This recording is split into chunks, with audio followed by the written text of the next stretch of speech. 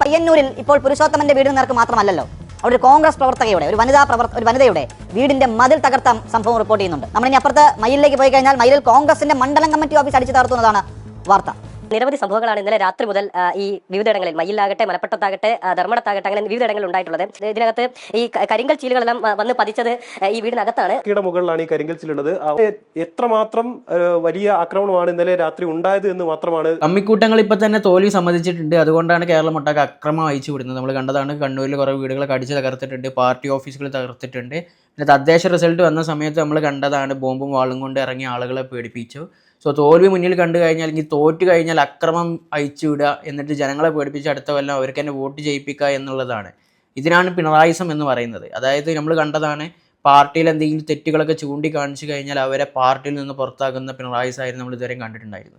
ഇതും ഒരു ടൈപ്പ് പിണറായിസമാണ്.